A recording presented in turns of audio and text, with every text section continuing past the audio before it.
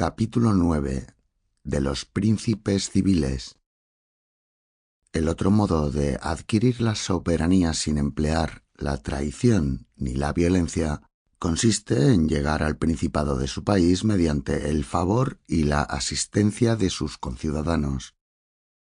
por lo cual a esta especie de principados puede darse el título de civiles. La adquisición no siempre supone en la persona agraciada singular mérito ni felicidad extraordinaria, sino mucha maña y el aprovechamiento pleno de una ocasión favorable. Asciéndese, digo, a la magistratura suprema del país, o la soberanía, por la voluntad del pueblo o por la asistencia de los grandes,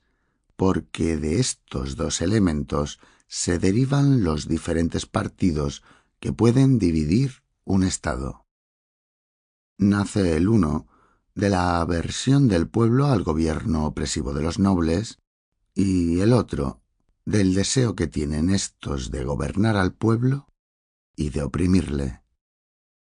Resultando de la diversidad de miras e intereses encontrados, una lucha que al fin trae ya el gobierno de uno, ya el de muchos, ya la licencia y la anarquía. Procede el principado del pueblo o de los grandes, según lo decide la fortuna, porque cuando los nobles se ven estrechados por el pueblo con exceso, suelen encontrar el medio más fácil de subyugarle, tomando por caudillo a alguno de su jerarquía y dándole el nombre de príncipe, para satisfacer, bajo la sombra de una autoridad reconocida, la necesidad que tienen de dominar, y también el pueblo, por su parte, por no ceder a su enemigo, toma a veces el partido de oponerle un plebeyo, de quien igualmente espera apoyo y protección. Con mucho trabajo se sostiene en el principado el que asciende a tanta dignidad por favor de los nobles, porque suele hallarse rodeado de hombres que, creyendo ser todavía iguales suyos, con dificultad se someten a su autoridad. Mas aquel a quien el pueblo eleva por su gusto campea solo, y con dificultad encuentra entre los que andan a su lado quien se atreva a oponerse a su voluntad. Es además muy fácil contentar al pueblo sin cometer injusticia, y no lo es tanto contentar a los grandes, porque éstos quieren ejercer la tiranía, y el pueblo se limita a evitarla. Por otra parte, puede un príncipe sin mucho trabajo contener en los límites de su deber a los nobles que le son contrarios por ser corto su número. Pero ¿cómo podrá estar seguro de la obediencia y de la fidelidad del pueblo si llega éste a separar sus intereses propios de los del príncipe? No cabe duda en que el príncipe se verá pronto abandonado de un pueblo que no le tuviese afecto, como lo sería también por los grandes contra cuyo gusto gobernara. Unos y otros van conformes en esto, pero debe el príncipe tener entendido que los grandes, sabiendo calcular mejor y sacar más partido de las circunstancias favorables, al primer revés que experimente de la fortuna, le volverán la espalda para servir y hacerse gratos al vencedor. Por último, cuente el príncipe con que tiene que vivir siempre con el mismo pueblo, y no con los mismos nobles, a quienes puede a su arbitrio elevar o abatir, colmar de favores o de desgracias. Mas, a fin de ilustrar cuanto sea posible la materia, paso a examinar los dos aspectos bajo los cuales debe el príncipe mirar a los grandes para conocer si están o no enteramente unidos a su causa. Aquellos que dan pruebas de adhesión y celo hacia el príncipe deben ser honrados y queridos siempre que no sean hombres entregados al robo. Entre los que rehúsan mostrar demasiado interés por la fortuna del príncipe, habrá algunos que se conduzcan mal por debilidad y cobardía, y otros habrá que lo hagan por cálculo o por miras de ambición. Procure, pues, el príncipe sacar el partido que pueda de los primeros, especialmente si tienen facultades, porque esto cederá siempre en honra suya durante la prosperidad. Y cuando el tiempo fuere adverso, rara vez serían temibles los hombres de semejante carácter, pero desconfíe también de los otros, como de enemigos suyos declarados, que no se contentarán con abandonarle si la fortuna le fuese contraria, sino que luego podrán tomar las armas contra él. Un ciudadano que asciende al principado civil por el favor del pueblo debe cuidar mucho de conservar su afecto, lo que es fácil siempre, como que el pueblo no quiere más que no ser oprimido. Pero aquel que llega a ser príncipe por la asistencia de los grandes y contra el voto del pueblo debe, ante todas cosas, procurar ganarse la voluntad de este último, y lo conseguirá protegiéndole contra los que intentan dominarle. Cuando los mismos hombres reciben beneficios de la mano misma que esperaban agravios, se aficionan a su dueño con más eficacia. Y así el pueblo sometido a un príncipe nuevo que se declara luego bienhechor suyo, se le aficiona todavía más que si el propio le hubiera espontáneamente elevado a la soberanía. Infiérese, pues, de esto, que el príncipe puede granjearse la benevolencia del pueblo por diversos medios, de los cuales sería inútil hablar aquí minuciosamente en atención a la dificultad de dar una regla fija y aplicable a las diferentes circunstancias.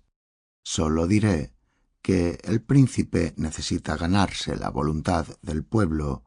si ha de contar con algún recurso en su adversidad.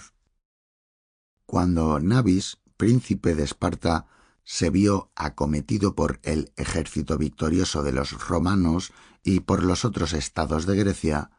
solamente tuvo un corto número de enemigos interiores que contener durante el peligro, y de este modo pudo con facilidad defender su patria y su estado. Pero, ciertamente, hubiera sido muy contrario el éxito habiendo tenido al pueblo por enemigo. En vano se opondrá a mi opinión el manoseado proverbio que dice: contar con el pueblo es lo mismo que escribir en el agua. El dicho podrá ser cierto respecto a un ciudadano que lucha con enemigos poderosos, o contra la opresión de los magistrados, como sucedió a los Gracos en Roma y a Gregorio Scali en Florencia. Pero a un príncipe a quien no falte valor ni cierta maña, y que lejos de abatirse cuando la fortuna le es contraria, sepa así por su firmeza como por las disposiciones acertadas que tome mantener el orden en sus estados, jamás le pesará haber podido contar con el afecto del pueblo. Un príncipe corre a su ruina cuando quiere llegar a ser absoluto, especialmente si no gobierna por sí mismo, porque entonces depende de aquellos a quienes ha confiado su autoridad, los cuales o rehúsan obedecerle al primer movimiento contrario o tal vez se sublevan contra él, y en este caso no es ya tiempo de pensar en hacerse absoluto, lo uno porque no sabrá de quién fiarse y lo otro porque ciudadanos y súbditos estarán acostumbrados todos a obedecer a los magistrados y no se acomodarán a obedecer otra autoridad. Es tanto más embarazosa la situación del príncipe en estas circunstancias cuanto que no puede servirle de regla el estado que presentan las cosas en los tiempos ordinarios y cuando todos sin cesar tienen que recurrir a su autoridad, porque entonces no hay nadie que no se reúna presuntuosamente a él y que no se manifieste dispuesto a morir en su defensa, como que se halla tan lejos la muerte de que habla. Pero durante los reveses de la fortuna, presentándose la ocasión oportuna de prestar tan oficioso servicio, advierte el príncipe por parte del pueblo y demasiado tarde para su desgracia, que aquel ardor era poco sincero, experiencia tanto más triste y peligrosa cuanto que no suele hacerse dos veces. Un príncipe prudente, por tanto, debe conducirse de modo que en todo tiempo y en cualquier trance estén persuadidos sus súbditos de que le necesitan y no pueden pasar sin él. Esta será siempre la mejor garantía de celo y fidelidad de los pueblos. Capítulo 10. ¿Cómo deben graduarse las fuerzas de los gobiernos? Para plena inteligencia de los diferentes gobiernos de que acabo de hablar, importa examinar también si el príncipe está en el caso de defenderse con sus propias fuerzas y sin recurrir a la de sus aliados, cuando fuere acometido por los enemigos exteriores. Y para la mayor claridad de este punto, observo que solamente pueden sostenerse por sí mismos aquellos que se encuentran con la cantidad suficiente de hombres y dinero para presentar en campaña un ejército y librar batalla a cualquiera que los acometa. Es, por el contrario, demasiado triste la situación de un príncipe que se ve reducido a encerrarse en su ciudad y a esperar en ella al enemigo. Ya he hablado del primer extremo y no me faltará ocasión de volverle a tocar. Acerca del segundo no puedo menos que prevenir a los príncipes que ante todas las cosas mantengan bien abastecidas y fortificadas las ciudades de su residencia, porque si han sabido captarse el afecto del pueblo, según ya he dicho y repetiré más adelante, pienso que nada tienen que temer. No gustan los hombres de embarcarse en empresas dificultosas sin alguna probabilidad de buen éxito, y no parece prudente y acertado asaltar a un príncipe que tiene en buen estado de defensa la ciudad donde reside y que no está aborrecido por el pueblo. Las ciudades de Alemania, teniendo un territorio muy reducido, gozan de mucha libertad y sólo obedecen al emperador cuando les acomoda, sin temor de que éste ni otro ningún vecino poderoso las acometa, porque todas ellas tienen buenas murallas, grandes fosos, artillería y municiones para un año, de suerte que el sitio de estas ciudades sería largo y trabajoso. Además, para alimentar al pueblo bajo, sin tocar al tesoro público, tienen siempre de reserva medios de darle trabajo durante el mismo espacio de tiempo, fuera de que también las tropas se hallan regularmente ejercitadas en las evoluciones militares, observándose con exactitud sus reglamentos sobre este ramo, que son muy sabios. Por estas razones, el príncipe que posee una ciudad bien fortificada y está seguro del afecto de sus habitantes, no puede ser acometido con ventaja porque las cosas de este mundo se hallan de tal modo sujetas a mudanza que es casi imposible que el agresor se mantenga con su ejército un año entero fuera de sus propios estados y delante de una plaza que esté tan bien defendida. Pero se dirá, el pueblo que tiene sus bienes fuera de la ciudad y ve su destrucción perderá al cabo la paciencia,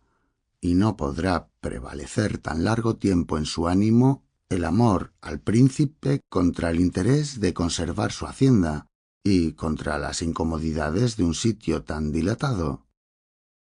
A esto respondo que un príncipe hábil y juntamente poderoso vence sin dificultad estos obstáculos, ya haciendo creer al pueblo que el sitio no puede ser largo,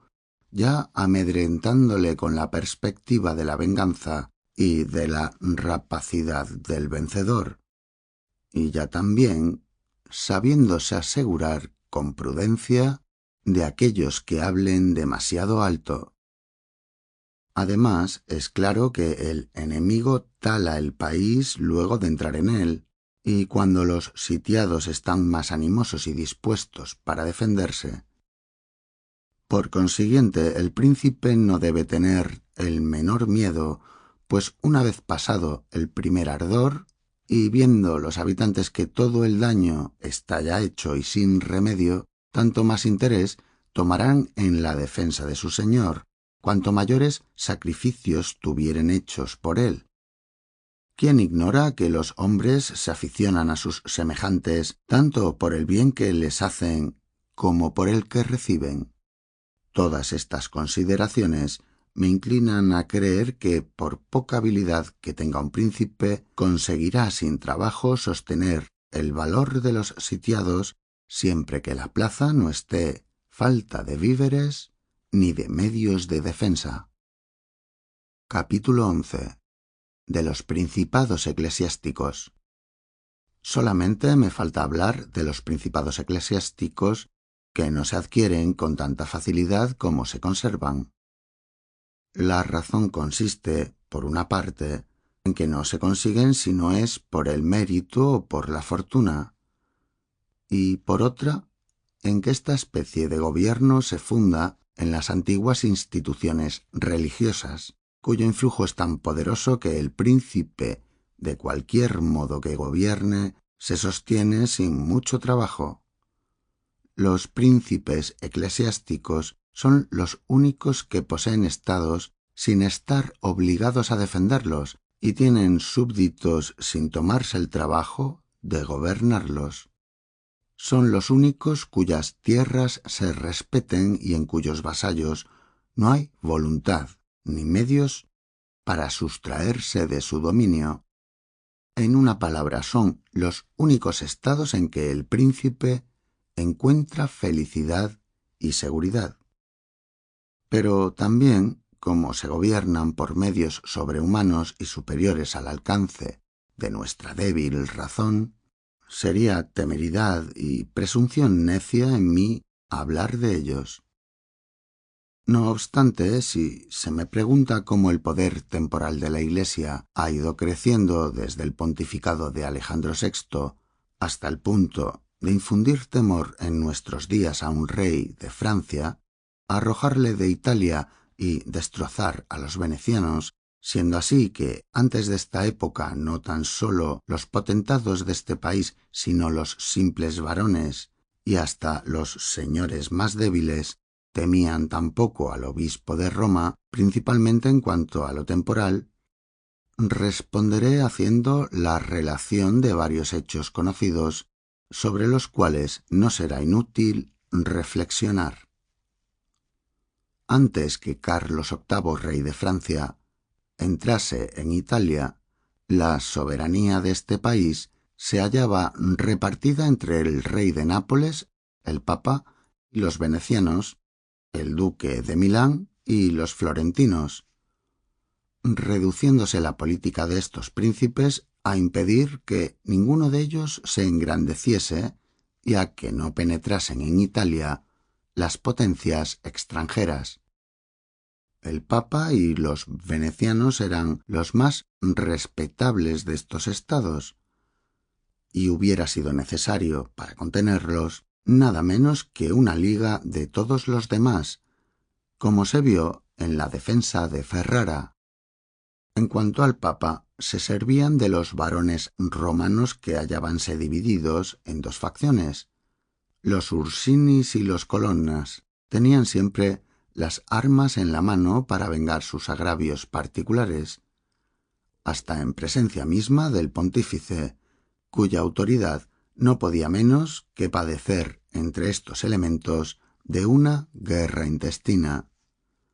Si alguna vez reinaban papas de un carácter bastante enérgico, como el de Sixto V, para reprimir semejantes abusos, la corta duración de su pontificado no permitía que se destruyese la causa. Los esfuerzos de estos pontífices se reducían a humillar por algún tiempo a una de las dos facciones, la cual volvía después a levantar cabeza en el siguiente reinado. Así es como el poder de los papas gastaba sus fuerzas estérilmente, perdiendo la reputación en lo interior de su estado y entre los extranjeros. En semejantes circunstancias, fue elevado a la cátedra pontificia Alejandro VI, y ninguno de cuantos le precedieron ni de los que le han sucedido ha manifestado tanto como él lo que es capaz de hacer un pontífice con hombres y con dinero. Ya dije antes todo lo que hizo por el duque Valentino, y cuando entraron los franceses en Italia, y aunque es indudable que más bien buscó el engrandecimiento de su hijo que el de la Iglesia, ésta, sin embargo, no dejó de sacar buen partido de sus empresas a la muerte del pontífice y del mismo duque. Encontró, pues, Julio II, sucesor de Alejandro, el estado de la Iglesia acrecentado con toda la Romaña y extinguidas las facciones de los varones romanos por el valor y la habilidad de su predecesor, quien le enseñó también el arte de atesorar. Julio aventajó en todos estos puntos a Alejandro, pues agregó a las tierras de la Santa Sede el estado de Bolonia, redujo a los venecianos a términos de no poderle ofender, y lanzó de Italia a los franceses, sucesos tanto más gloriosos cuanto que este papa trabajó por enriquecer a la Iglesia y no a sus parientes. Dejó Julio a los Ursinis y Colonnas en el estado en que los había hallado al tiempo de su exaltación, y aunque las semillas de las parcialidades antiguas subsistieron todavía, no pudieron brotar bajo el peso de un gobierno poderoso, y que tuvo la sabia política de excluir del cardenalato a estas dos casas, con lo cual se agotó la fuente de las disensiones que habían despedazado la Iglesia hasta el pontificado de Alejandro, porque los cardenales suelen aprovecharse del influjo que le da esta dignidad para fomentar turbulencias dentro y fuera de Roma, en que se ven obligados a tomar parte los señores de una y otra facción, de manera que se puede asegurar con verdad que la discordia que hay entre los varones siempre proviene de la ambición de los prelados. De esta suerte, el pontífice reinante ha encontrado la Iglesia en el grado más alto de prosperidad. Pero si Alejandro y Julio la han consolidado por su valor, todo nos promete que León X coronará la obra por su bondad y por otras 1000 cualidades apreciables. Capítulo 12. De las diferentes especies de milicia y de los soldados mercenarios. Habiendo tratado por menor de varias especies de estados políticos de que me había propuesto dar noticia, y examinadas las causas de su prosperidad y de su decadencia, así como con los medios con que muchos los adquirieron y conservaron, tócame ahora hablar de los recursos que ofrecen las diferentes clases de milicia, así para la guerra ofensiva como para la defensiva. Ya he dicho que si los príncipes quieren que su poder sea durable, le deben apoyar en cimientos sólidos. Consisten, pues, los principales fundamentos de los estados, ya sean antiguos, ya nuevos o mixtos, en las buenas leyes y en las buenas tropas. Pero como no pueden existir las buenas leyes sin las buenas tropas, y como estos dos elementos de poder político siempre están unidos, me parece suficiente hablar de uno de los dos. Las tropas que sirven para la defensa de un estado son o nacionales o extranjeras o mixtas. Las de la segunda clase son inútiles y peligrosas, ya se las emplee en calidad de auxiliares o en la de asalariadas, y nunca tendrá seguridad el príncipe que cuente con tales soldados, porque tienen poca unión entre sí, son ambiciosos y no guardan disciplina ni fidelidad.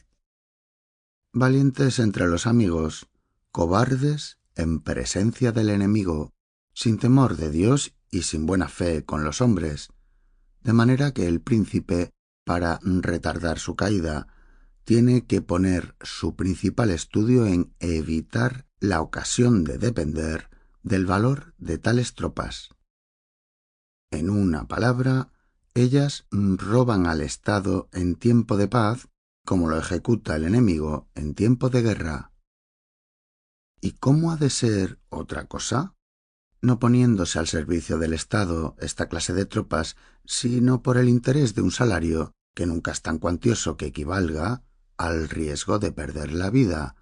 Solo sirven con gusto en tiempo de paz, y luego que se declara la guerra, es muy difícil sujetarlas a una rigurosa subordinación.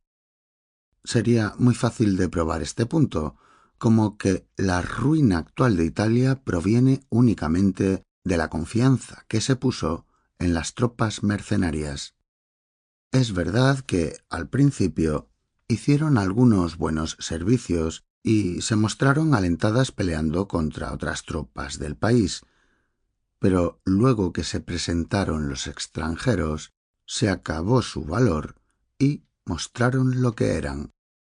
Así es que Carlos, rey de Francia, se apoderó de Italia con la mayor facilidad y sin más trabajo que el ir en cada lugar señalando alojamiento a sus soldados. Y nos engañaban los que decían que nuestros pecados eran la causa de aquella pérdida, porque efectivamente nos acarrearon tal desgracia nuestros propios descuidos, o mejor decir, los de los príncipes, quienes pagaron bien su merecido. Para aclarar más esta materia, advierto que ninguna confianza puede tenerse en los jefes de semejantes cuerpos, sean buenos o malos oficiales. En el primer caso, porque aspiran a elevarse ellos mismos, oprimiendo al príncipe que los emplea, u oprimiendo a otros contra los designios del mismo príncipe. Y en el segundo, porque de los oficiales malos solamente puede esperarse la pronta ruina del Estado que se vale de ellos. Se me dirá tal vez que lo mismo sucederá con cualquier otro capitán que tenga tropas a su mando. Acerca de esto responderé exponiendo cómo hayan de emplearse estos ejércitos mercenarios por un príncipe o por una república. En el primer caso debe el príncipe ponerse al frente del ejército y en el segundo debe la república dar el mando de sus tropas a uno de sus ciudadanos. Si este no es a propósito, nómbrese otro, y si es buen capitán, téngasele con tal dependencia que no pueda excederse de las órdenes que reciba. La experiencia nos enseña que los estados, ya sean o no republicanos, han podido acabar por sí mismos grandes empresas y que las milicias mercenarias les han causado siempre perjuicio. Pero con respecto a las repúblicas, añado que podrán librarse mejor de la opresión del que mande sus tropas cuando éstas sean nacionales que cuando fueren extranjeras. Roma y Esparta se mantuvieron libres muchos siglos con las milicias de su país, y en el día, si son tan libres los suizos, es porque ellos mismos están bien armados. En prueba de lo que acabo de decir sobre el peligro de valerse de tropas extranjeras, podrían citarse los cartagineses y los tebanos. Los primeros, a pesar de tener por capitanes a sus propios ciudadanos, se vieron a pique de caer bajo la tiranía de las milicias extranjeras que tenían a sueldo al fin de su primera guerra con los romanos, y en cuanto a los de Tebas, se sabe que habiendo conseguido Filipo de Macedonia que le diesen el mando de sus tropas después de la muerte de Epaminondas, únicamente domó a los enemigos de esta república para sujetarla. Juan II, rey de Nápoles, viéndose abandonado de Sforza, general de sus tropas, tuvo necesidad de ponerse en manos del rey de Aragón para conservar el trono. Y a Francisco Sforza, hijo del susodicho, no le hemos visto unirse a los venecianos después de haberlos derrotado en Caravaggio para oprimir a los milaneses que le habían confiado el mando de sus tropas por muerte de su duque Felipe María Visconti. Se me replicará tal vez que los venecianos y los florentinos han aumentado sus respectivos estados valiéndose únicamente de las milicias extranjeras mercenarias, y que con todo eso sus generales siempre les han servido bien, sin que ninguno de ellos se haya alzado con la soberanía. A esto respondo que los florentinos han tenido mucha dicha porque sus capitanes, cuya ambición podían temer, o no fueron vencedores, o encontraron obstáculos, o pusieron sus miras en otra parte. Puede contarse entre los primeros a Juan Acuto, cuya fidelidad no quedó bien probada, pero es muy claro que si hubiera sido vencedor, se habrían hallado a su discreción los florentinos. Si los Braco y Sforza no conspiraron contra el Estado a quien servían, fue porque siendo rivales se celaban uno a otro. No obstante, se sabe que el hijo de este último dirigió su ambición contra la Lombardía y Braco contra el Estado eclesiástico y el reino de Nápoles. Pero volvamos a lo que hemos visto en nuestros tiempos. Dieron los florentinos el mando de sus tropas a Paulo Vitelli, hombre de común extracción, pero prudentísimo, que estando retirado de los negocios públicos adquirió una reputación muy grande apenas se elevó a aquel puesto. Pero si este general hubiera tomado a Pisa, habría corrido mucho riesgo de perderse la libertad de los florentinos o su existencia política, pues para ello bastaba que se hubiese pasado con sus tropas al servicio de sus enemigos. Por lo que toca a los venecianos, es evidente también que jamás han debido sus adelantamientos sino a sus propias armas, quiero decir, a la guerra marítima, comenzando la época de su decadencia desde que quisieron pelear por tierra y adoptar los usos y costumbres de los otros pueblos de Italia. Sin embargo, tuvieron poco que temer de la ambición de sus generales, mientras no fueron considerables sus posesiones en tierra firme, porque se sostenían aún más con el esplendor de su poder antiguo, mas no tardaron en reconocer su error cuando extendieron sus conquistas bajo el mando del capitán Carmañola, viendo que un hombre tan hábil y alentado como éste, militando por cuenta de ellos contra el duque de Milán, y después de haberle derrotado, se dejaba batir y procuraba alargar la guerra, juzgaron con razón que no volverían a vencer porque aquel general no quería. Y por otra parte, no pudiendo despedirle sin perder lo que habían ganado con su valor, tomaron el partido de asesinarle. Tuvieron después los venecianos por generales a Bartolomé Colconi de Bérgamo, a Roberto de San Severino, al conde de Pitiliano y a otros semejantes de quienes podían esperar más pérdidas que ganancias, como les sucedió en la jornada de Baila, donde sepultaron el fruto de 800 años de fatigas y trabajos. Los adelantamientos que se consiguen con semejante milicia son endebles y lentos, pero las derrotas rápidas y casi prodigiosas. Ya que estos ejemplos me han traído a hablar de Italia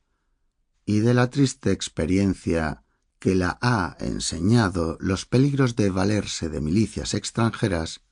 tomaré las cosas desde más arriba a fin de que el conocimiento de su origen y progresos sirva a lo menos para precaver efectos más funestos todavía.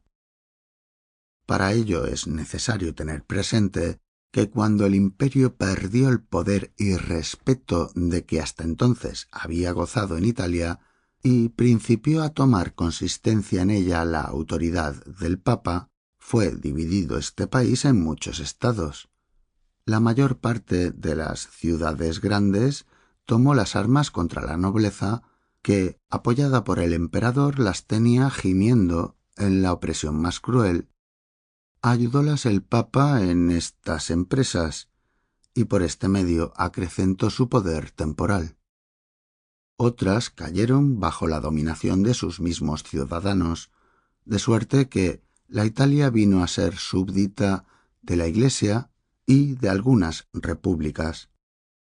Los príncipes eclesiásticos, ignorantes del arte de la guerra, fueron los primeros que se sirvieron de tropas mercenarias, y Alberico de Conio, natural de la Romaña, fue quien dio más crédito a esta especie de milicia, formándose en su escuela los Braccio y Sforza, que fueron entonces árbitros de Italia, y a estos han sucedido todos aquellos que hasta el día han mandado los ejércitos en este país. De sus famosas hazañas proviene que la hermosa Italia haya sido invadida por Carlos VIII, saqueada y devastada por Luis XII, oprimida por Fernando e insultada por los suizos. Los jefes de estas milicias errantes comenzaron luego a despreciar la infantería, lo uno para hacerse ellos mismos más necesarios, y lo otro porque, no teniendo estados y subsistiendo únicamente de su industria, nada podían emprender con un cuerpo pequeño de infantería, ni tampoco mantener otro más considerable.